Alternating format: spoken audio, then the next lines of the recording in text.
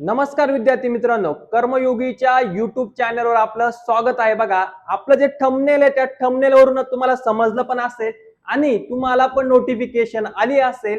MPSC चा सर्वात महत्त्वाचा निर्णय 2026 मधला मुलांच्या हितासाठी घेण्यात आलेला सर्वात महत्त्वाचा निर्णय का स्किल टेस्ट काय करण्यात आलेली बरं कॅन्सल करण्यात आलेली आहे। एमपीएससी च्या अंडर होणाऱ्या कंबाईन ग्रुप सी पूर्व परीक्षा मुख्य परीक्षा म्हणजे ज्यामध्ये महसूल सहाय्यक आणि कर सहाय्यक याच्यासाठी मुख्य परीक्षेनंतर तुम्हाला स्किल टेस्ट द्यावी लागायची। ती स्किल टेस्ट मात्र काय करण्यात आली बरं कॅन्सल करण्यात आलेली आहे। याच्या बाबतीत आपण सगळी सविस्तर व्हिडिओ तुम्हाला म्हणजे माहिती सांगणार आहे। तुम्ही व्हिडिओ पूर्णपणे बघा। याच्यामध्ये काय नेमकं याच्यासाठी तुम्हाला आता जी तुमची वाली मुख्य परीक्षा होणार आहे त्याच्यासाठी नंतर स्किल टेस्ट असेल का नसेल हे सगळं आपण या व्हिडिओमध्ये बघणार आहोत। तर त्याच्या अगोदर मी तुम्हाला एमपीएससी ची नोटिफिकेशन दाखवतो बघा झूम करून। तर याच्यामध्ये बघा 20 मे ला म्हणजे आजच बघा आज आहे 20 मे ला आणि याच्यामध्ये तुम्हाला नोटिफिकेशन टाकली आहे। परंतु जी एमपीएससी ची बैठक झाली होती बघा ती अगोदरच झालेली ती झालेली आहे 24 एप्रिलला आणि 24 एप्रिलला एमपीएससी च्या बैठकीमध्ये असा निर्णय घेण्यात आला की तुमची वाली स्किल टेस्ट टंकलेखन कौशल्य चाचणी रद्द करण्यात आली आहे, कॅन्सल करण्यात आलेली आहे।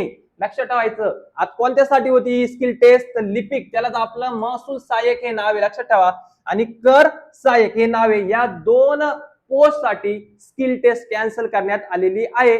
आणि सगळ्यात महत्त्वाचा निर्णय बघा खाली म्हटलेला बघा सदर निर्णय आयोगाच्या 24 एप्रिल 2026 रोजीच्या बैठकीच्या दिनांकापासून काय होईल बरं अंमलात येईल। अजून आयोगाने स्पष्ट केलेलं नाहीये परंतु मला असं वाटतंय का इथून पुढे बघा 24 एप्रिल 2026 नंतर होणाऱ्या सर्व स्किल टेस्ट काय होऊ शकतात बरं कॅन्सल होऊ शकतात। लक्षात ठेवायचंय आयोगाचा हा निर्णय आलेला आहे।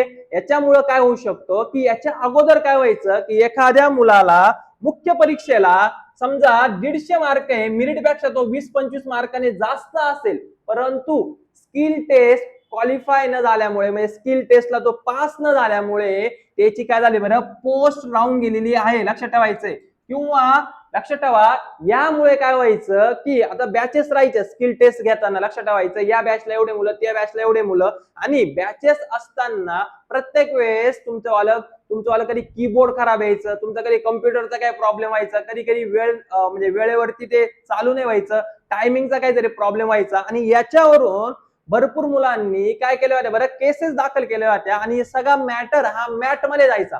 प्रत्येक अशी एक पण स्किल टेस्ट नाही झाली का आयोगाने ती व्यवस्थितरित्या पार पाडली। तर याच्याबरोबर बऱ्याच वेळास काय झालेलं बरं मॅट मध्ये काय झालेलं बरं केसेस दाखल झाल्या होत्या आणि त्यामुळे रिझल्ट लागण्यास काय व्हायचं बरं विलंब व्हायचा। लक्षात ठेवायचं आहे एक रिझल्ट लावायला तुम्हाला महसूल सहाय्यक आणि कर सहाय्यक रिझल्ट लावायला तुम्हाला 1.5-2 वर्षापर्यंत जायचा एवढा विलंब व्हायचा। मात्र आता तसं होणार नाही। आता तुम्हाला 9 ते 10 महिन्यात जसं कंबाईन मध्ये एसटीआय एएसओ सब रजिस्टरचा रिझल्ट लागतो त्याचप्रमाणे तुमचा आता ग्रुप सी मधल्या कर सहाय्यक आणि महसूल सहाय्यकचा काय लागू शकतो बरं रिझल्ट लागू शकतो। लक्षात ठेवा 9 ते 10 महिन्यामध्ये आता तुम्हाला स्किल टेस्ट द्यावी लागणार नाही। आता तुमचं मेरिट आधी पण तुमचं आलं मुख्य परीक्षाच्याच बेसवरती मेरिट ठरायचं परंतु कोणते मुलं ज्यांनी स्किल टेस्ट पास झालेले आता तुम्हाला कॉम्पिटिशन तुमची वाढेल। लक्षात ठेवायचंय कारण जो मुलगा ज्याची टायपिंग नाही व्यवस्थित त्याला स्पीड नाही टायपिंगला तो अशा पेपरवरती अशा पोस्ट साठी तो लक्ष घालीत नव्हता।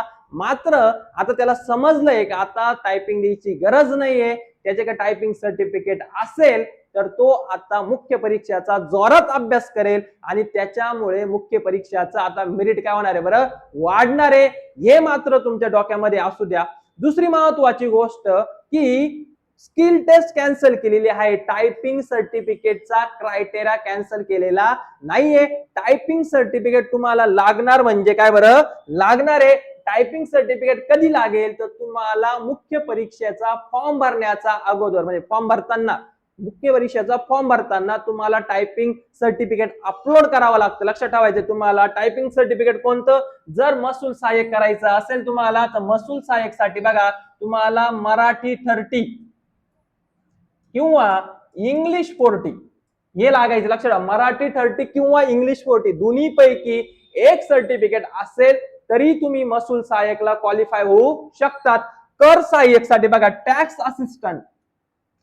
असिस्टंट साठी तुम्हाला मराठी 30, अजून बघा ऑब्लिक नाही करीत मी, ते बघा मराठी व्यवस्थित समजून घ्या, मराठी 30, इंग्लिश 30 आणि इंग्लिश 40 असे तुम्हाला कर सहाय्यक साठी 3 सर्टिफिकेट लागतील. लक्षात ठेवा, कर सहाय्यक साठी किती सर्टिफिकेट लागतील? 3. आणि महसूल सहाय्यक साठी तुम्हाला एकच सर्टिफिकेट लागेल. एक तर मराठी 30 पण चालेल किंवा इंग्लिश 40 पण चालेल. तुम्हाला सर्टिफिकेट लागेलच. सर्टिफिकेट काढून घ्या. तुम्हाला सर्टिफिकेट काढण्यासाठी तुम्हाला प्रॅक्टिस करावीच लागेल, पण ती प्रॅक्टिस जो आयोगाचा क्रायटेरिया होता त्याच्यापेक्षा थोडी इझी लेवलला त्यांचा क्रायटेरिया आहे. तुम्ही पास होऊ शकता, काठावर पण पास व्हा, काही प्रॉब्लेम नाही, पण सर्टिफिकेट लागल. का बरं? कारण आता आयोगाने का स्किल टेस्ट कॅन्सल केली, तर त्याच्या मागे हे पण कारण असू शकतं का आता सगळ्या लिपिक ज्या सगळ्या कर महसूल सहाय्यक आहे या सगळ्या पोस्ट आता एमपीएससी घेणार आहे. सरळ सेवेच्या सगळ्या एक्झाम या आता कोण घेणार आहे बरं? एमपीएससी घेणार आहे. त्याच्यामुळं आता एमपीएससी कडे तुम्हाला आता जसं चर्चा चालू आहे की 10,000 पेक्षा जास्त जागा येऊ शकतात. लक्षात ठेवायचंय ग्रुप सी च्या एमपीएससी साठी, लक्षात ठेवायचं एमपीएससी ग्रुप सी साठी 10,000 पेक्षा जास्त अशी चर्चा चालू आहे एक प्रकारची. का बरं चर्चा चालू आहे? कारण सगळ्या सरळ सेवा ह्या कोणाकडे चालल्या बरं? एमपीएससी कडे चालल्या. आता मात्र एमपीएससी ला स्किल टेस्ट घ्यायला एवढा वेळ नाहीये, एवढा वर्कफोर्स नसेल त्यांच्याकडे, त्याच्यामुळे त्यांनी रद्द केली. पण टायपिंग तुम्हाला लागेल, नाहीतर तुमच्याकडे टायपिंग सर्टिफिकेट नसेल तर तुमच्यासाठी हे 10,000 जागा काही कामाच्या नाहीये. आता फॉर्म सुटलेले असतील तर फॉर्म भरून द्या, टायपिंग सर्टिफिकेट तुम्ही काढून घ्या. थोडा तुमच्या अभ्यासातला वेळ तुम्ही प्रॅक्टिस साठी द्या, कारण प्रॅक्टिस नुसार तुम्हाला काय करायचं बरं? ते टायपिंग सर्टिफिकेट तुम्हाला काढायचंय. ज्या मुलांकडे ऑलरेडी आहे आणि त्यांची आता 4-5 वर्षापासून टायपिंग म्हणजे प्रॅक्टिस राहिली नसेल त्यांनी निवांत राहा. आता मात्र त्यांनी मुख्य परीक्षेचा जोरात अभ्यास केला पाहिजे, पूर्व परीक्षेचा जोरात अभ्यास केला पाहिजे, कारण मेरिट आता एसटीआय सारखं लागणार, मेरिट आता एएसओ सारखं लागणार. आता पहिले काय व्हायचं माहितीये का? की मेरिट लागायचं तुमचं आलं समजा 1/3 म्हणजे 1/3 मुलं घ्यायची. लक्षात ठेवा, समजा पोस्ट असतील 500, समजा पोस्ट असतील किती बरं? 500, तर 500चे 1/3 घेतले आपण इंटू 3 घेतले तर जवळपास किती बरं? 1500 मुलं हे टायपिंग म्हणजे टायपिंग स्किल टेस्टला काय व्हायचे बरं? क्वालिफाय व्हायचे. लक्षात ठेवायचं 1500 मुलं आणि ते मेरिट लागायचं.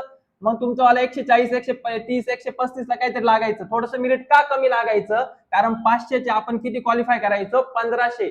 आता मात्र स्किल टेस्ट नसल्यामुळे 1500 करावाच लागणार नाही. आता तुम्हाला फायनल 500 करायचे, त्याच्यामुळे मेरिट काय लागेल रे?